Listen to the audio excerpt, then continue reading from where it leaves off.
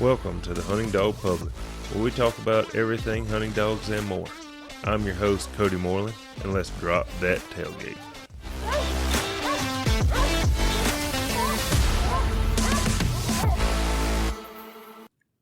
Today's word comes from Revelation 4:11. Thou art worthy, O Lord, to receive glory and honor and power, for thou hast created all things, and for thy pleasure they are and were created. Revelation 4:11. Welcome back to the Hunting Dog Public Podcast. I'm your host, Cody Moreland.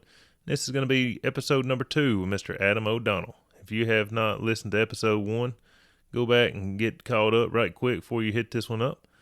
There's probably some knowledge that you need to know before you hear this episode. So, without further ado, this is episode number 2 and the final episode of this outing with Mr. Adam O'Donnell. When you're raising dogs, does it have to be doing something by a certain age? And if so, Yes. what does it have to do?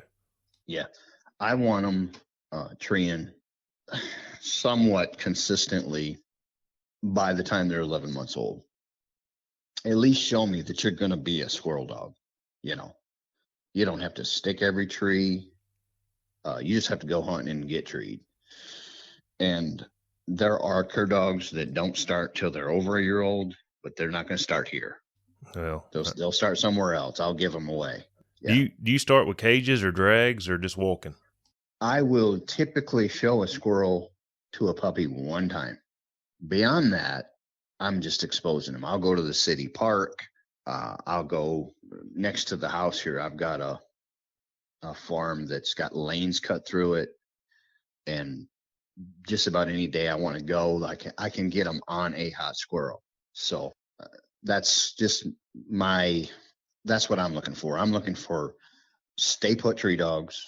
I'm looking for independence, hustle, not necessarily straight line hustle like we talked about. I just want them busy, you know. Yes, sir. Like there's something out there and I need to find it, you know. And it doesn't even have to be through the country. Just stay busy.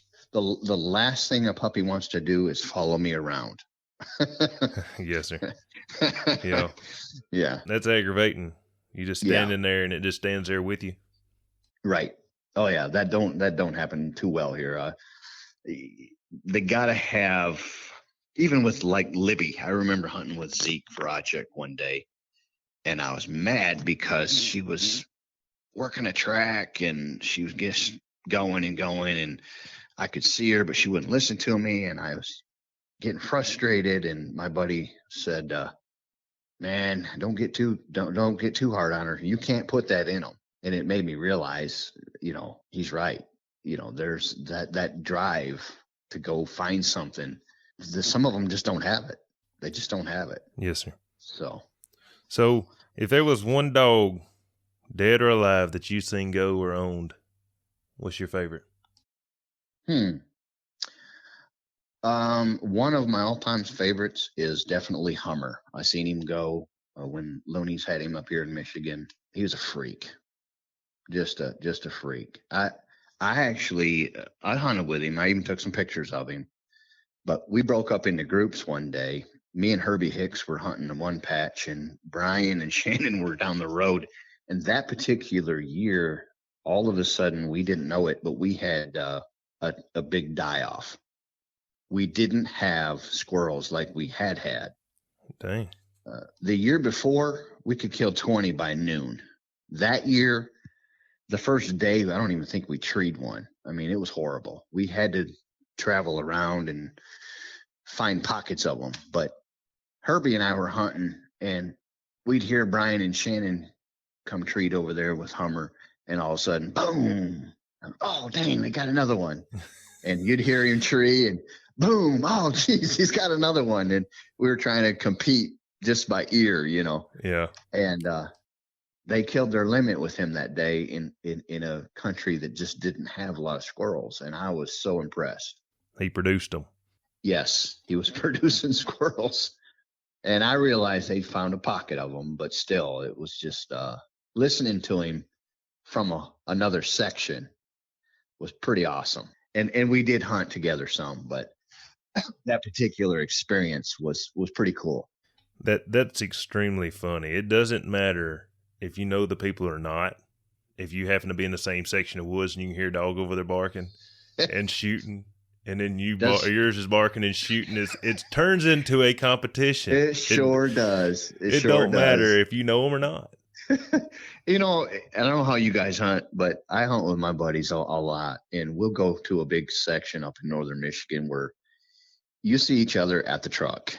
Mm-hmm. And once you turn loose and your dog goes and splits, and then they split, and then you part ways, you may not see each other again, but you can hear them. Yes, sir. And it's a competition. I don't care who you are. When you hear that gun go off, you're thinking, God, I hope he missed that one, because I still need another one. He better not end up with one more than me. Ain't that funny? Yeah. We went to the Delta this past year, and there was some people in there, and they was in a patch like you was talking about, and the dog we was hunting got stretched out and went on through, and they was just shooting, and I'm sitting there thinking, man, they was having a lot of fun while we was walking, you know. Right. So that's good. You talked about you comp hunt a lot. Yes. I've also heard you say that you pleasure hunt 5-6 days a week. Your same dogs. Is that correct? Dogs. Yes. Okay. How do you set them up for competition hunting by shooting them? I have the same dogs that I am going to haul to a hunt on Saturday. I have them in the woods all week long. And oftentimes, it's like I said, midday round. I kill a bunch of squirrels. I know a lot of guys don't kill a lot of squirrels. I do. If they tree it, if they've had to work it up and tree it, I'm knocking it out. Now, if I cut them loose and they run out there and jam a squirrel, I'm liable to just leave that one because they know they have it. Yeah. You know, they seen it go up. They don't need it. But if they go out there and work a track and tree, or if I see them come through the woods winding and they tree, or it's in a scenario like that, I want them to have it. I want to put it in their mouth. Yes. Okay. Sir. That's what builds their confidence. When they go out there and tree 3 hot ones in a row, I may not give them 3 squirrels in a row, but then they go out there and grub one up. I'm going to do my dead level best to give them that squirrel. Now, are you watching the Garmin to decide whether they're jamming one up? Yes, often. Yeah. If they go from a sprint to a tree bark. Yeah. If they're beelining down through the country and they take a hard left, you pretty much know they just winded one. You know, they just caught wind one, or they heard it or something got their attention and made them turn and go over there. Mine horseshoes a lot. Yeah. Or they'll make a little bow tie ribbon on your Garmin. You can tell they're working, and then they tree and you go in there if they've got it. I'm going to reward them with that. If they do that 10 times, you're doing that 10 times, or are you doing it 2? No, I'm doing it 10 times. I'm killing. Now, we're only allowed 5 squirrels a day. Well, okay, let me rephrase that. Do you kill the limit if they tree the limit right? Yes. Yes, I'll kill 5 squirrels every day. Okay. And I make no qualms about it. Do you have a certain distance? Does it have to be in their tree, under their canopy, within so many steps? Yes, I want it above their head. Okay. So I am not killing a squirrel 3 trees over. What if it timbers 2 over? If it timbers, say goodbye to it, because I don't kill timbering squirrels. In fact, if a dog timbers a squirrel, I'm shocking his butt. He better stay on the tree he was on when he went up. I understand that side of it, but which I understand you have what you're doing and that's working for you. I guess what I'm trying to wrap my head around is if it come in and winded it and it actually went up the tree he's on and then moved over to. Well, it's not that I don't think he deserves it, because he does, but I'm not going to shoot a squirrel over there that's going to get him looking around. I see. If that makes any sense, I don't want him. If I shoot a squirrel over there and it moves around, and let's say I miss it and it moves and he sees it, now his attention is off that tree and he's way over here to the left or to the right. That's a bad scenario. I would rather walk off that tree, pet him up, let's go find another one, and not do the damage that I think it has the potential to do. It has more potential to do more damage, is what I'm trying to say, than it does benefit by giving it to him. So if it's in his tree, and If it's you in miss his it, tree, if you Yep. miss it and it goes to leave and it gets out of the tree he's on, you let it go. yes, Okay.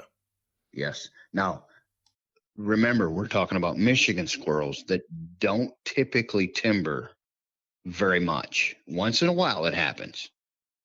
Yes. But I've shot squirrels. I've hit them 3-4 times, and they'll stay. Sometimes they'll stay right in that tree, trying to get them killed.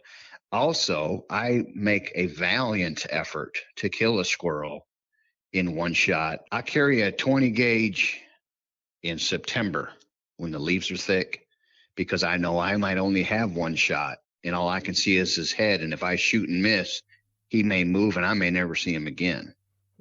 So I'm carrying a 20 gauge in September, but beyond that, I'm head shooting squirrels. And I'm not like a Ken Grice who just finds squirrels, but I can spot them suckers. And I've had people say, my God, you're good at finding them. But that's because I hunt by myself, and I go in and I have got to find a squirrel by myself. And oftentimes you're finding a paw or a tip of a tail or an ear, because you're alone. Yes, sir. And then you got to go in and find a shot opportunity. So I may be at a tree for 10 minutes once I found the squirrel, just trying to move around and get a shot, Yes, sir. So, but with that said, if I blunder it and it leaves out, I'm not chasing it. It's leaving, and that's fine. Yeah. It's just, it got lucky and got away. Oh, I understand that side of it. Well, Yep. Without me shooting a shotgun, maybe a lot of them got lucky and got away. Wow. I mean, ours is they gone. If they move, if they ever decide to move, they're not moving a foot. Wow. So I absolutely hate a timbering squirrel. It's an evil of the sport. They do that, but I don't like it. yes, I don't want them dogs getting loose or wanting to pull off that tree for any reason. So the day before a hunt or a comp hunt or a competition or whatever you will, you're shooting them, or do you start slacking off? Do your dogs, I guess the question I'm going for are, do your dogs, when you're not shooting them out, does it change their demeanor? No, not at all. Not at all. I didn't know if maybe they treed 3 in a round and they're like, well, he ain't going to shoot them out. Remember me mentioning the squirrel desert? Yes, sir. There's sections of state land that I specifically hunt, knowing before I even pull in there, there's just no squirrels here. I mean, they're so far and few between, and they're dogged, and they're den tree wise. I mean, you might tree one, but you're likely not going to. And I'll go there on purpose and hunt for 3 hours and make 15 trees and never see a squirrel. And that don't bother me. It's work. Yes, that sir. ain't pleasure hunting. You're there to put your time in. You're there to get the dog just hunting, grubbing. And a lot of guys, I know people that will not go midday because they don't want their dogs grubbing. But I want mine to go get treed. And I don't care if it's 200 yards or 300 yards or 600 yards. Go find some squirrel scent somewhere, Yes, sir. So with that said, I'll often go to those places with no intentions of killing squirrels, but just to get their mind right on getting treed, I'm following you. And there's no opportunity to ambush a squirrel because they're non-existent in that sense that they know you're there and they heard you coming and they're in their den. This is what you can expect. So that's what it takes sometimes to get through a midday round. For sure. People don't like that. I mean, a pleasure hunter wants to go in and kill a squirrel. He don't want to go up and look for one. There's days I don't even look up the tree. I'm just there to put my time in. Yes, sir. So do you have per se an off season, or like to where the dogs more or less stay in the pen, or do you work Oh, on yeah. them? No, Michigan has what's called quiet time. We cannot turn a dog loose legally from April 15th until July the 8th. Now, there's one little loophole in the law, and I probably shouldn't say this on here because they might close it, but we're allowed to shoot red squirrels year round. And I have called DNR officers and lieutenants that are in charge of certain posts and asked them, hey, if I'm out mushroom hunting, can I take my puppy with me? And if it happens to tree a red squirrel, can I shoot it? And they always act a little befuddled, like, well, you're not supposed to, but what do you do if they tree a black squirrel or a fox squirrel? And my response has been the same thing I do when I'm pheasant hunting and we flush a hen. You wave goodbye to it. Yeah. And they said, well, that's a good point. And they've told me, well, we're not gonna bother you. You know, my officers aren't going to bother you. We're busy writing tickets on the lakes and on the rivers to fishermen. So there is a loophole. And I do actually tree red squirrels, the little piney squirrels. You don't have them, but we do. They're a separate breed. They're a game animal. They're much smaller. They're kind of like your southern grays. They're very fidgety. They timber. They don't typically stay still very long, but we do tree some. I kill 4 or 5 every year. And we can hunt those year round. Can you plus one of them up in a competition? Yes, you can. Yes, you can. You cannot plus a chipmunk or a ground squirrel, but a red squirrel in the state of Michigan is a game animal, and therefore it is a plus point in any of the registries. Okay. OMCBA, NSD, it's a game animal. It's a squirrel. It'd be like saying, well, I treat a black fox squirrel. Yeah, it's a game animal. It's a squirrel. Well, just because I don't have them don't mean it's not a plus point. Well, I guess they call flying squirrels a flying squirrel, but you can't plus them up. Not in any of our registries. I think seems like NKC does, but we do not. Okay. Yeah, we don't plus those. Other than walking your dog while you're mushroom hunting, do they get out? I didn't know if I see a lot of people run treadmills and flat mills or slat mills or whatever you want to call them. I didn't know if Action Jackson chases a frisbee. Yeah. I don't run my old dogs really at all. I have a exercise yard, probably it might be an acre that's all fenced in. It's attached to the back of my house. I put them in there sometimes during the day. I might put them in there, go to work, and just let them run around. Most of the time they lay in the shade, but they get exercise in there. But beyond that, the only thing I take out this time of year is puppies. So I assume y'all's competitions in Michigan, y'all can't get permits or anything to have a hunt during those months? Mm-mm. No. Ours, we're not supposed to turn loose on WMA land, but you can get a permit. Well, we can. I suppose that's true. We can get a permit to hunt private land for a competition, but we don't.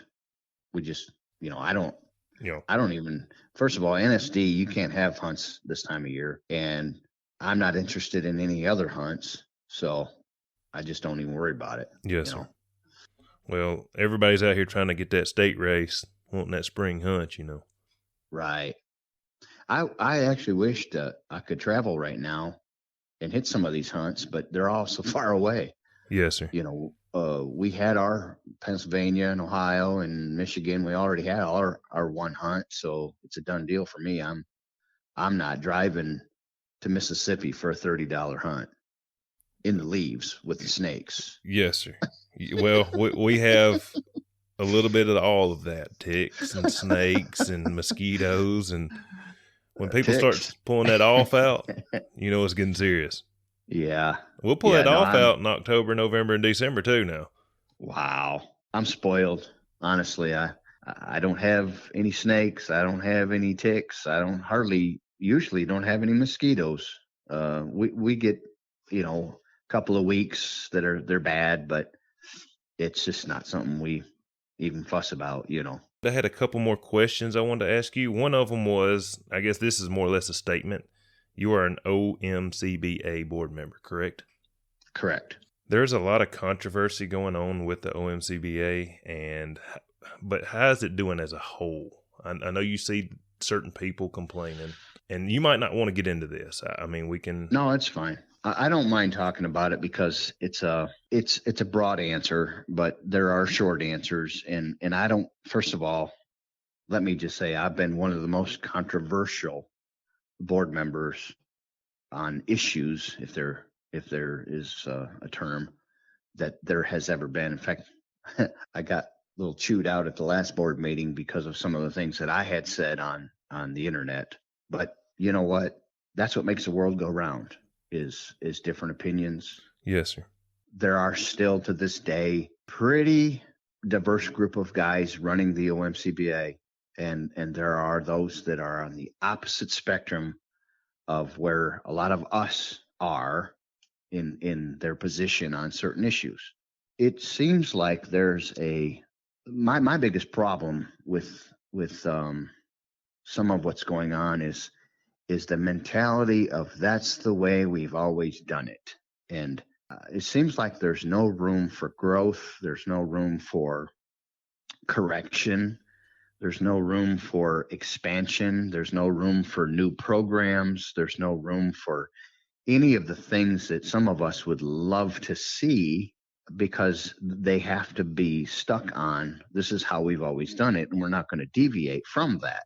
Yes, sir. And I think the membership as a whole is demanding something fresh and new. And there's those that are fighting it. And the ones that want it, we're struggling to get it. And that looks bad on us. Like we were obviously, I mean, people know my position on a lot of issues. DNA, for example. I've been one of the biggest supporters of it. But there's still that stuck in the era and the times of no deviation away from this is the way the founders intended it to be, and that's what we have to do, and therefore we're not going to change, and it's driving people nuts. So there is some issues, if you want to call them that. As far as controversy goes, oh my God, there's always been controversy. There's always been false breeding. There's always been guys doing what they want to do, and nobody's really been checks and balances on any of it. You know, I think that we're at the crossroads in the timeline of the breed registry that people are sick of that falsehoods. You know, we've come a long ways, and I full-heartedly believe that most people want the breed to be pure. They want it to be true and honest. They want to look at their papers and say, I love what I've got here, and I want to line breed on these dogs. Well, you can't do that if those dogs are false, you know. I get it. And so there's a demand for honesty, but with that said, there's also that greedy, dirty, backdoor way of doing things that says I'm going to find the shortcuts and find some winners that are able to dominate, and we know how to do it because we've been doing it for so long, and we can mix these bloodlines and come up with something that's a freak. And they do it. You know, that's happened. Yeah. I think that guys have added outside influence. And I know that there was a time where that was probably necessary because the breed was faltering and you couldn't find a dog that would stay treed long enough. And I get all that. But I think we're at the place where we've come far enough. We have what we need within the breed to stop the outside influence and move forward and make the breed what it's supposed to be. Breeding the best to the best and culling hard and hunting and promoting what suits you. That's just simply too hard for some people. They've got their little Frankenstein squirrel dog factories, and they try to shortcut and cheat the natural process of creating a genetic line of dogs that's called the original mountain cur. And because they can produce dogs that tree squirrels that look like original mountain curs, they have cheated the system. Yes, sir. The Amish do it here in Michigan. I don't know about you, but the Amish up here love a plot hound crossed on a border collie. And what you get is a one generational wonder. I mean, a squirrel dog freak. But you cannot take that dog and breed it to another one of the same sort and get a second generation that's like the first.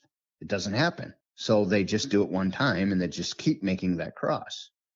So you get these dogs out here in the OMCBA that have these false papers, but they're a freaking nature when it comes to being squirrel dogs. Mm-hmm. But then you scratch your head and wonder, why don't they reproduce? Well, the proof's in the pudding. You're not, a guy like you or me that unknowingly breeds to that is getting a diverse genetic makeup that has nothing to do with what you already have. So you're not breeding a family of dogs. You're breeding who knows what genetics are going to pop up. Yeah, and it kind of hurts the people that don't know. Absolutely it does. Absolutely it does. And that's what I'm saying is it's been brought to light probably because of Facebook and other, squirrel haters and squirrel dog centrals, and things have been brought to light that this is going on. And I think people are sort of sick of it. You also have those that could care less because they just want a squirrel dog. So with that said, the breed registry, there are some hiccups in the road because of what's going on. My problem personally is that it's still going on and no one wants to do anything about it. And I feel like we need to stop the bloodletting. We've come so far in science and advancements that we can take the breed that we have and preserve it, which is what that registry was started for. And we do the breed a disservice by not stopping it. When I can go to a hunt and look at a dog that looks like a treeing walker with OMCBA colors, and we turn it loose and it sounds like a treeing walker, but it has OMCBA papers and looks like, it meets the color standards, but that's all it meets. Now we've got a problem because that's not the original mountain cur that our grandfather wanted to preserve. And so I take personal issue with it. But with that said, who am I? I'm just a guy. I'm kind of still a newbie. I've only been at this for like 12, 13 years. Well, in your opinion, do you think, which this is all opinion based, so do you think that DNA-ing dogs in the OMCBA would maybe get it on the right track? You think that's the biggest gripe most people have? Well, yes, I do, and I'll tell you why. Because there is still enough OMCBA dogs out there. Let's say that the OMCBA instituted breeding pairs only DNA. So now you have stopped the cheating. You've stopped it because, well, you could do it once. You could do it once, but you can't do it twice. You could cheat one more litter. But now when those puppies are bred, they're profiled, so you can't do it again. Yes, sir. So with that said, within a few years, once we have stopped the falsehoods, then we get back to the original genetics. And so maybe you've diluted a little bit, but the bulk of the breed is still there. Let's see how I can word this. You might not have as many OMCBA dogs DNA'd just because of the guy I got my dog from. Say NSD come out with a DNA registry. The male dog was LMC'd. I called the guy. I was like, look, I didn't get any from you. The female was not LMC'd. He said, well, I got the papers and I was going to swab her. But there was a big controversy all over the internet and I didn't know if I wanted to do it. So I never messed around and did it. So I'm like, you see what I'm saying? So I guess it's one of them situations if the board did it and people wanted to keep having an OMCBA dog. They'd have to. They'd have to. Yeah. But the members have been cheating. Not all of them, but some of them. And they've been cheating at a pretty large degree. So at the end of the day, if it happens 10 times, that's 10 times too many.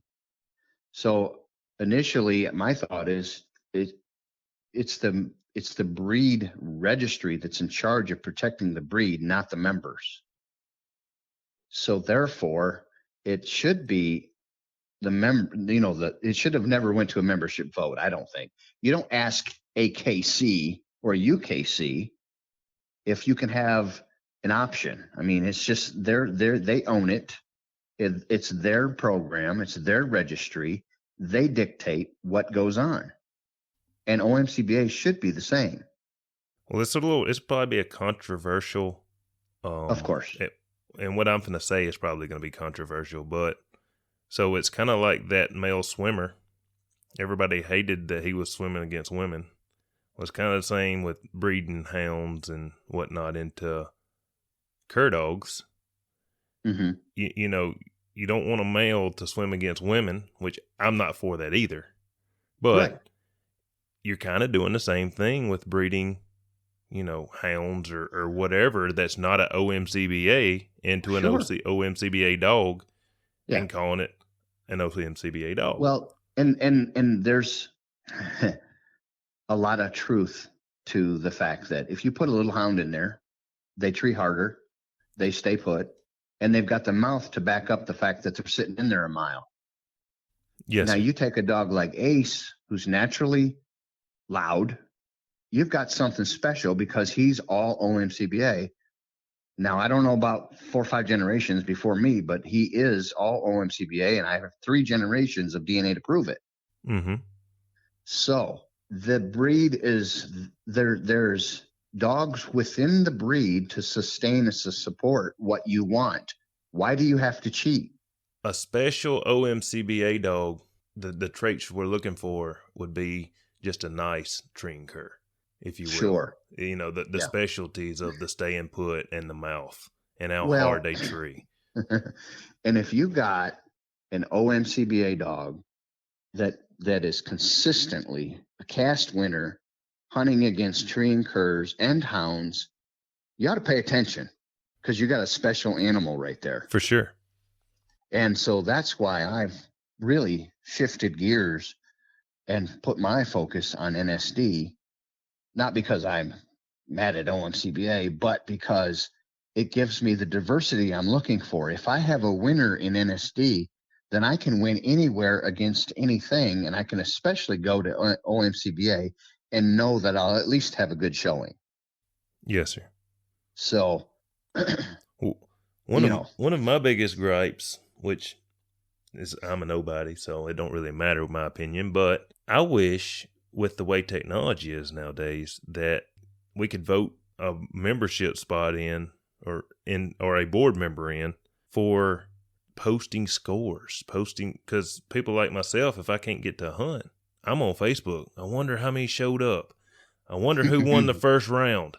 At the NSD World, I was watching, like I was on pins and needles trying to find play-by-plays. And that's the problem with NSD. The World Hunt is held in a place where there's just no service. Yes, sir. Well, OMCBA and UMCA and every other place I've seen, which I understand everybody has things going on, but I've talked to multiple people and I'm like, look, you can send me the pictures. Now, I say this, I don't want every registry out there sending me pictures, but it just say if the UMCA sent me pictures, sent me 3 pictures, and I can literally upload them and put wherever it's at, the pictures and whatever in a matter of 2 minutes. Yeah. But if I can send them to you, then I can also post them. Exactly. And I'll do that. I do try as a board member, if I'm there, that I'm posting updates and I'm trying to post the leaderboard, first round cast winners type thing. These are the guys that are through. I try to do that. And there's others. Jeremy Nichols, he does the same. He tries. But, you're right. It's it's a computer world that we live in, and there are inquiring minds that want to know, and guys that can't be there, that want to be there, but they can't. And they are sitting at home interested in knowing and following what's going on. I'll sit there and won't know a person in the cast, and I'm looking at play-by-plays like, man, yeah. And Dexter, I really like Dexter's going Yes. live. Yes, it was awesome. I really love the live stream, live feed videos. It's almost like you're just sitting there, and you didn't have to drive 8 hours. I mean, obviously I'd rather be there, but you still, even though you had prior obligations, whether it be family work or whatever, it kind of gives you a sense of you're there. Yeah. Well, and when you can follow along while you're eating your breakfast, that first round, that's like sets the course of your whole day because you're interested, Oh, for sure. Like, dang, that's a squirrel dog right there, and I'm not even there. I love it. Yeah, you look at a cast and you're like, man, that's going to be a good cast. I'm ready to see what their scorecards are. How many times have you said, man, I'd love to be a fly on a tree on that cast? For sure. Yeah. And it's changed. And I don't know who come up with the Backwoods Heritage Productions and those types of things, but that's pretty awesome. Yes, sir. It's pretty awesome. And sometimes it's revealing. Oh, for sure. I have seen things on cast and I'm like, dang, I never expected that dog to cover, or I never expected to see that dog. If there she is coming through the screen. Well, for instance, Chris's Tank dog at the UMCBA World, they got into the final cast and Tank's looking to get treed. And he was just give out or something. And if somebody had told me that he wouldn't have got treed, I'd have never bet that in a million years. But I sat there, I was watching on live. I'm like, get treed, Tank, get treed. But, he didn't. Mm-hmm. So it's fun to follow along. And I just wish that we would, we might could get people to post more. I understand it's more work. It's a few minutes more work to take a picture with your cell phone. It really boils down to abilities. Guys don't always. I've never posted a live feed. There's just an added pressure to it. Usually if I'm on a cast, it's because I'm in it or I'm judging it. But I'm hardly ever on a cast because I'm a spectator.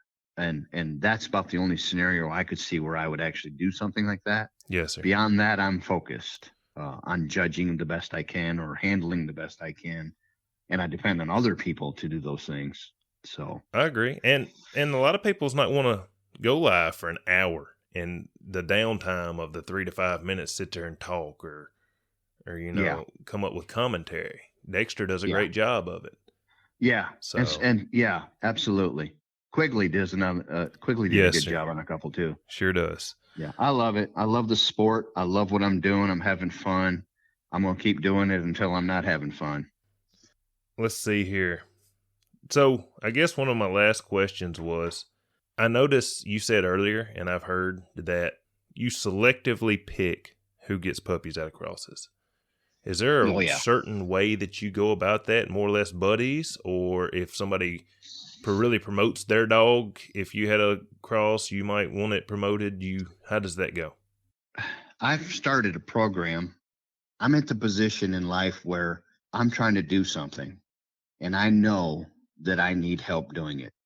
And you know as well as I do, you can't promote them all. And we talked a little bit earlier about an all grand pedigree, and I am trying to pioneer an LMC all grand pedigree. I want to be one of the first people to pioneer that. I know I need help.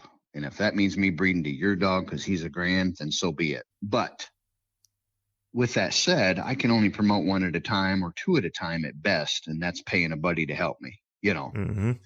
So let's say I've got 3 or 4 young dogs that are cranking and I've picked out the one that I want to promote, but I've got these other 2.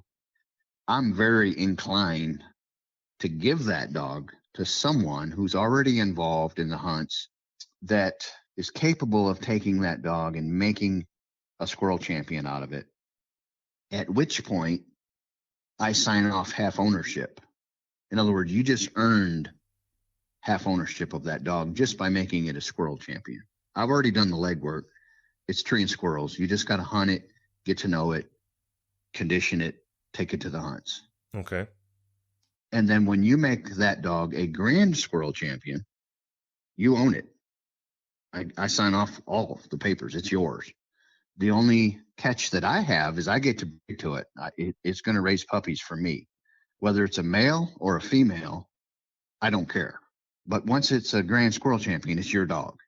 Do they ever get a puppy off the cross, or do they get to breed it when they want to breed it also? Absolutely.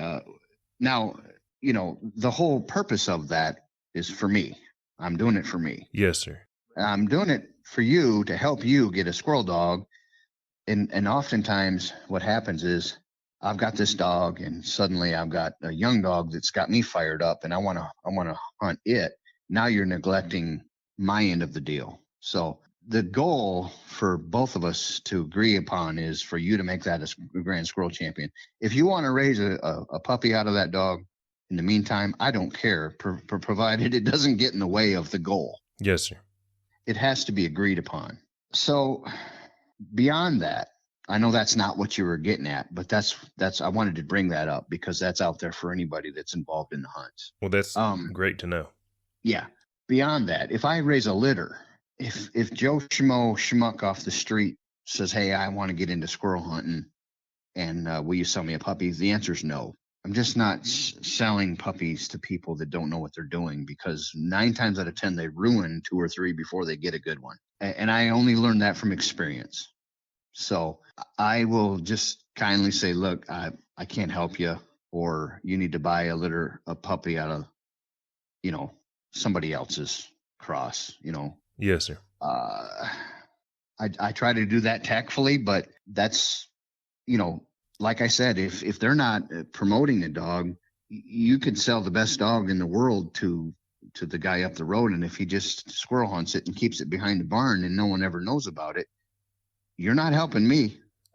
I agree. And, I've made that comment to my friends several times. They'll be like, what are you posting about that for? What are you going to these hunts for? We just need to go kill squirrels. And I said, well, if it's the best dog in the world and it's tied up behind the barn and nobody's ever heard of it, it's the best dog in the world that nobody knows of.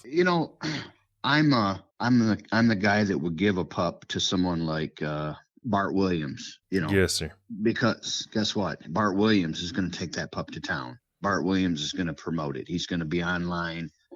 Terry Shearer, he may never go to a hunt, but he's online. He's posting videos. He's proud of what he has, and he lets Facebook know it. Okay, and there's nothing wrong with that. Mm-hmm. And so those are the guys that help me.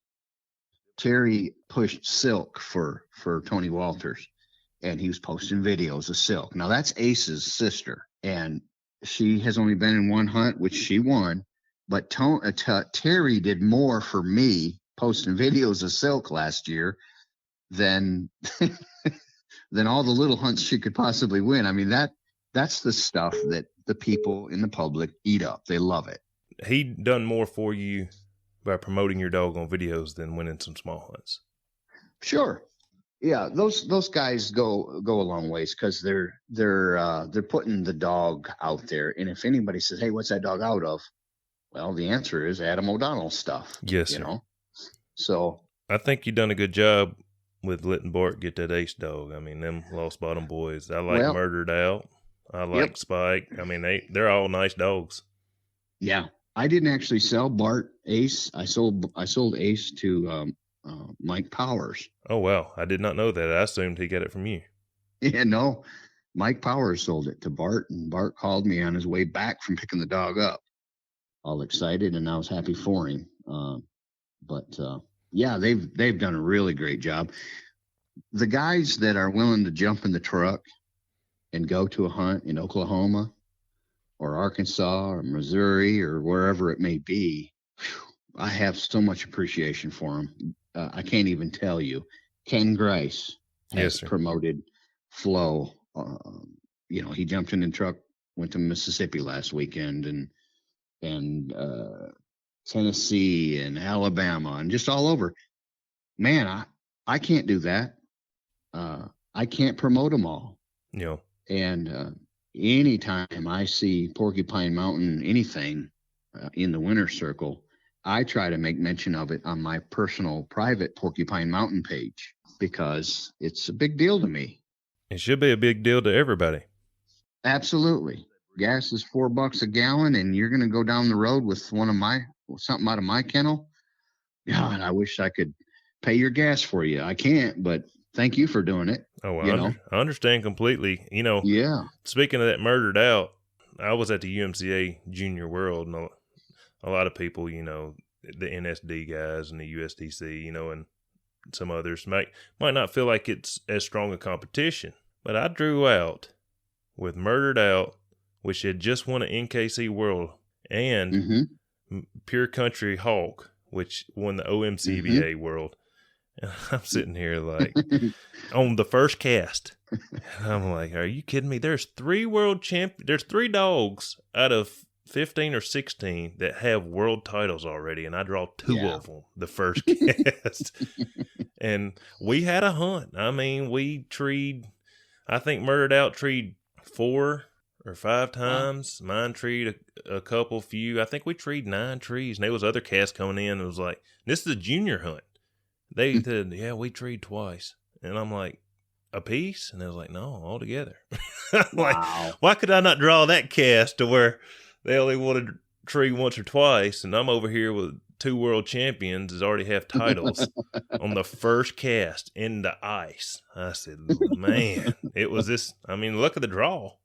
Yeah. But we saw some real dog work, and I don't think it matters really which registry you go to. I feel like there's going to be dog power at every world hunt. At that level, there is. Now, I always say the cream rises to the top. The first round, you just don't know. I mean, you might get 2 schmucks, that don't even know what they're doing. But sooner or later, you've weeded out those inferior dogs or whatever, and you start to get into this scenario where, holy cow, this is getting tough. Yes, sir.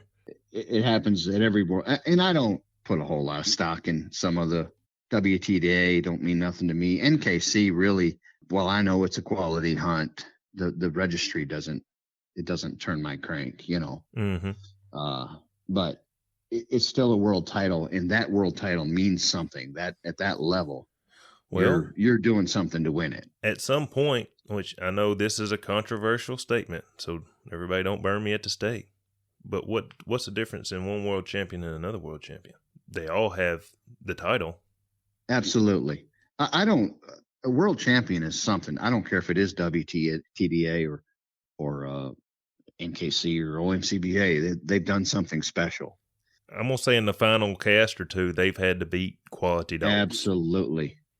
Well, besides that, they've lived in the dog box. They've drawn different dogs. They've been to different woods. They've done something special. End of story. A world champion is a world champion. Yes, sir. I do put a little bit more weight on the USDC, NSD, OMCBA for obvious reasons. Those are the rules that I like to play by. WTDA has, I think, ridiculous rules. I wouldn't go to a WTDA hunt if it was in my backyard. I just don't care for their rules. Uh-huh. But like you said, once you get down to the finals, you've still done something right, and it's respectable. And I value that. I value that. But I don't think in this day and era, anybody's going across town to breed to a WTDA world champion.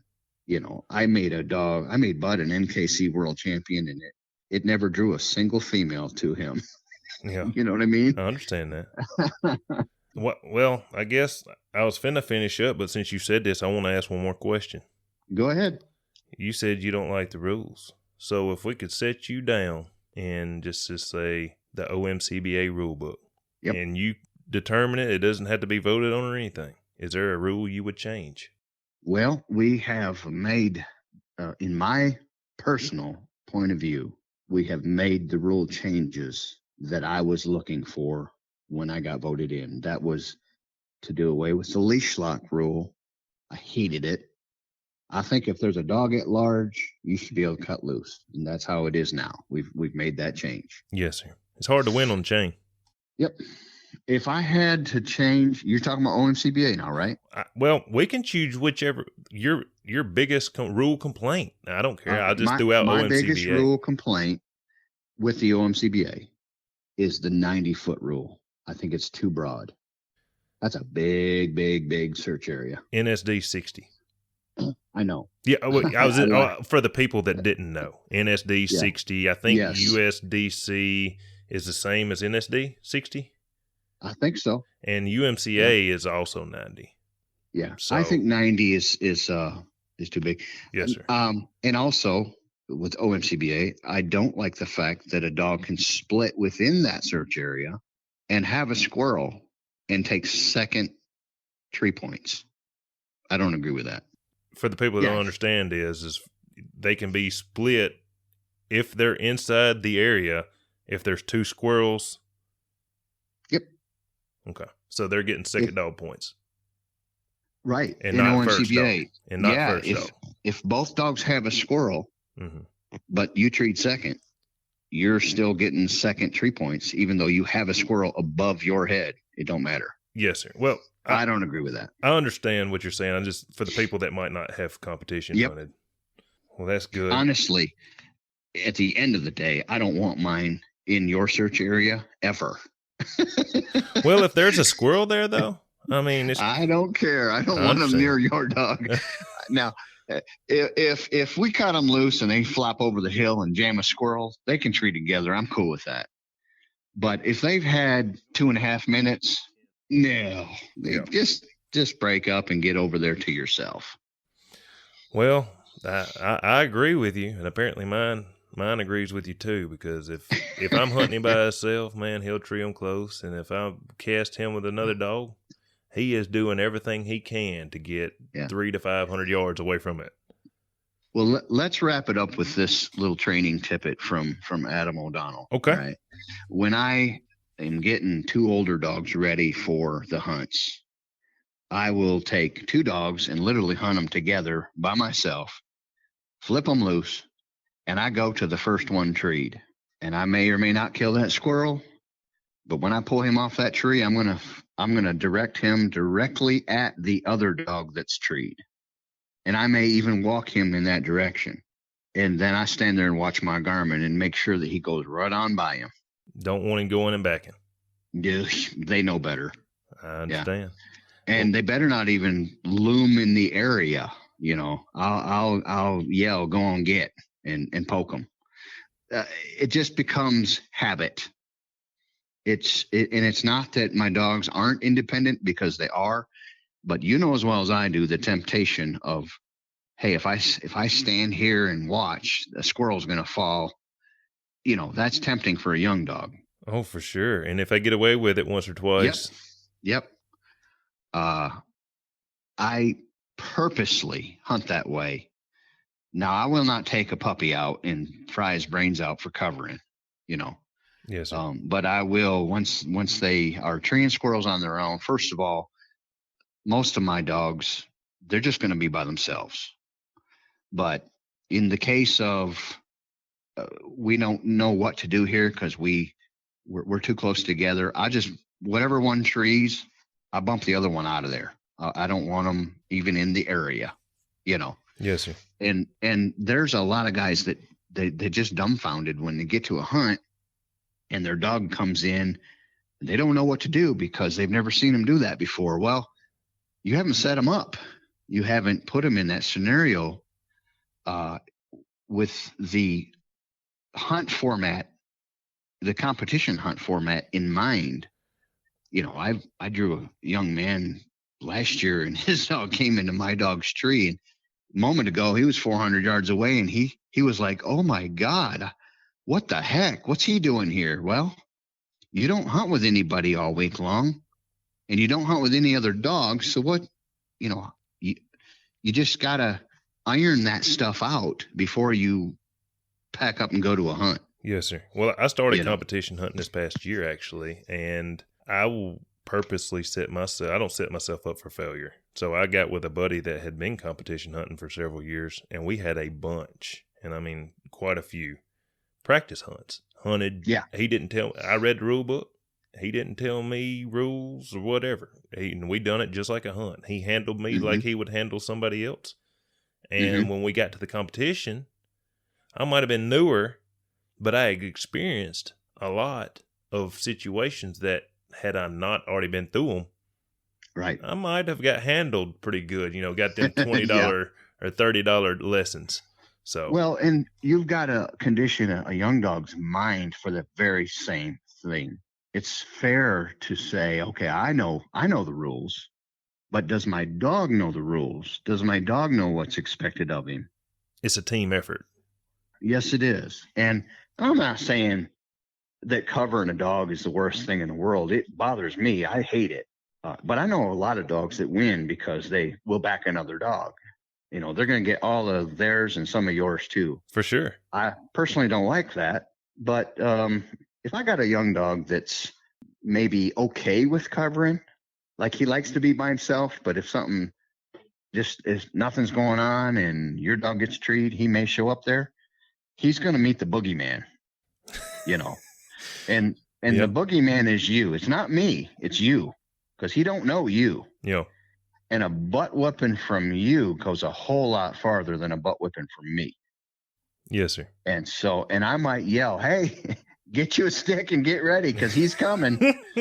That's what them Garmins have changed the dynamics of training. Yes, sir. I had a gentleman named Paul Bean. You ever heard of Paul Bean? Oh, I know Paul. I know his name. I don't know him personally. He lives over here next to me, and I have called him and asked him so many questions, and he has told me, scenarios like what you was talking about. He said, you take a buddy and let them sit up there at the tree, and if they come in there, the same situation. It's funny how miles and miles apart, great minds think alike. Yeah. It's old coon dog stuff that's just come into the squirrel dog world. It's nothing really profound or new, but it's implemented. Now, here's the other thing with my line anyway. If my dog meets the boogeyman, it doesn't wreck his day. A lot of these cur dogs, they meet the boogeyman, they're going to the truck. I won't have that. I can't have that. I'm not driving. I'm in the outer rim of the squirrel dog world. Okay. And so if I go to a hunt, a lot of times it's 6, 8, 9 hours away. I'm not driving 9 hours to pull something out of the box just to have somebody bump into it and it pouts and follows me around the woods. That's not happening. If you follow these curs long enough, you're going to run into that quirky one that, got shouldered by a strange dog, or there's a strange person that suddenly appeared and suddenly now we don't want to hunt. Yeah. Yeah, I've not experienced that. I will not have that. I have. I've seen dogs follow their owner around the woods just because they just decided that they were going to be quirky that day. I got to know what I'm pulling out of the box every time I go. I got you. Well, with that being said, is there anything that you think I have missed in this couple of hour podcast? It's probably going to be 2 episodes just because, I break it up and let people listen in 2 different times. I just want to add, and I did one other podcast, and this is how I closed the last one, and I think it's worthy of repeating. You have the floor. The OMCBA is worth fighting for, and it's not too late. The breed is not so far gone that we can't save it. I fully believe if we could start doing things right and honest, that we can salvage the breed and actually have the breed that we want and intended to have. There may be some influence that will eventually get liquidated out with breeding over time. But I fully believe that it ain't over yet, and I'm not giving up on it yet. Just because I mentioned that I'm all in with NSD doesn't mean I've given up on the OMCBA. Yes. I still am on the board. That may change at the next meeting, but I like the breed. Fight for it. I don't have any other dogs on my place. They're all OMCBA. They're all LMC, and I intend to keep it that way. So with that said, I appreciate you guys doing this. Yes, sir. Enjoy them, and look forward to listening to many others.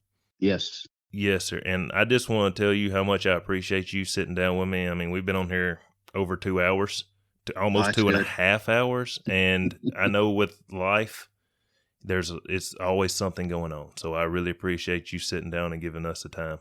Hey, it was my pleasure. It's the off season, and always enjoy talking dogs. I don't get to do it enough, so it's my pleasure. All right, guys. I hope y'all enjoyed Mr. Adam O'Donnell. This was the conclusion of the second episode and the conclusion of the time that we talked this time. I really enjoyed this podcast. Mr. Adam is full of knowledge, and he's real passionate about the OMCBA dogs and breeding and squirrel hunting and everything really in general. I appreciate him taking the time out of his day with such busy lives that we have nowadays. It's hard to sit down and talk to somebody for 2.5 hours. But I really appreciate him coming on the Hunting Dog Public Podcast and sharing some knowledge and letting us have something to enjoy listening to. Y'all have a good one. And as always, enjoy the great outdoors.